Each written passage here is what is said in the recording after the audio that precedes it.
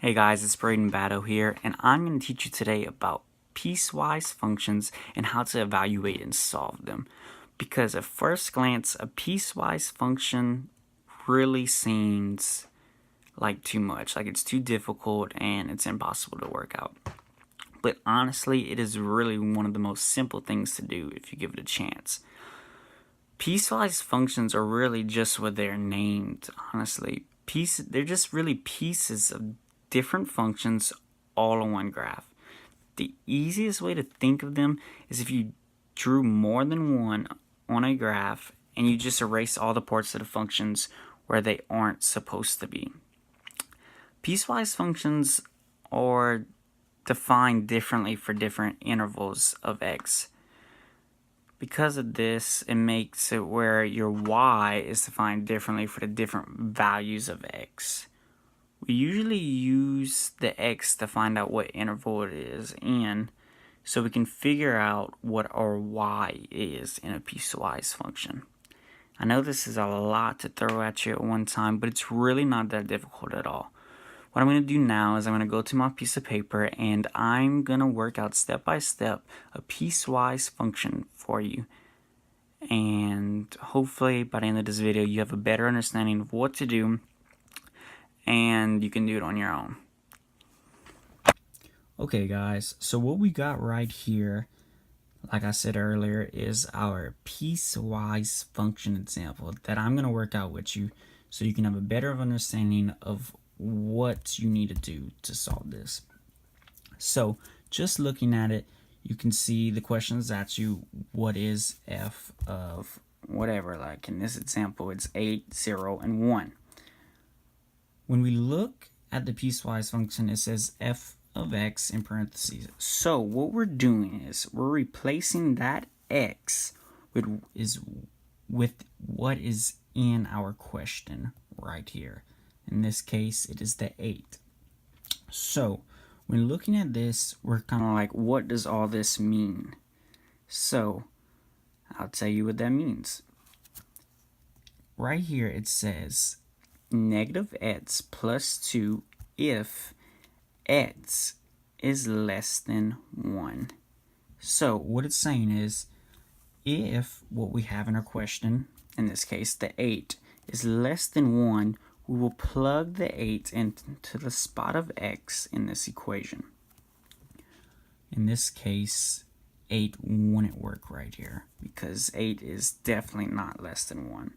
So when we look at the next one, it says 1 is less than or equal to x, and x is less than 5.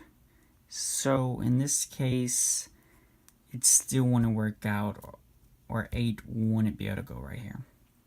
But when we look at the third one, it says 1/2 of x plus 1 if 5 is less than x. So our x in this example is greater than 5. So 5 is less than 8. So this would fit right here. So what we would do is we would take our 8 and put it in the spot of x. So we would have, So what we would have is 1/2 x plus 1. So since we're putting our 8 right here, it'd be 1/2 8 plus 1. Then you would just do your common math. You know, it'd be half of 8 is 4, then plus 1 would be 5. So your answer right here, what is the value of f of 8, would be 5, because we found out where the 8 belonged and plugged it into our function right here.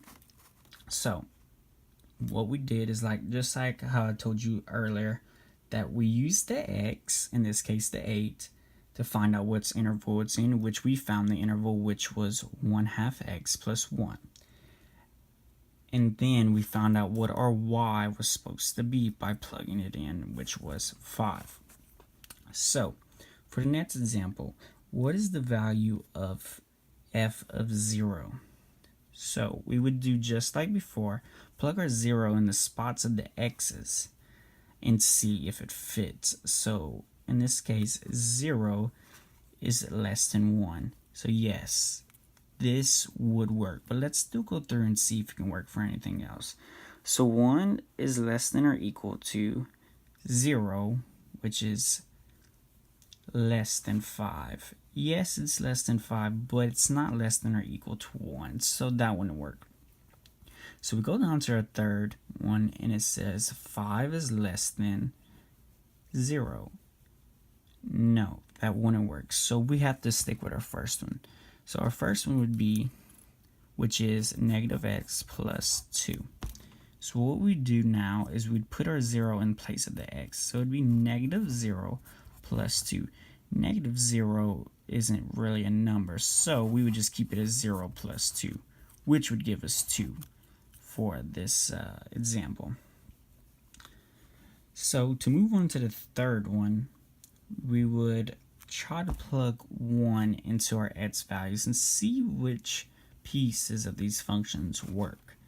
So what we do is, right here is where's the value of f of 1. So we'd go up here and we'd put 1 is less than 1. Incorrect. That would not work at all. So we go down to our second one and try.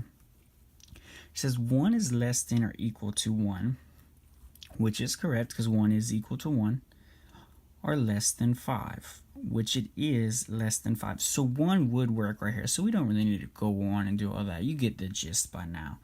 So 2 if 1 is less than or equal to 1 or less, or 1 is less than 5, which it is.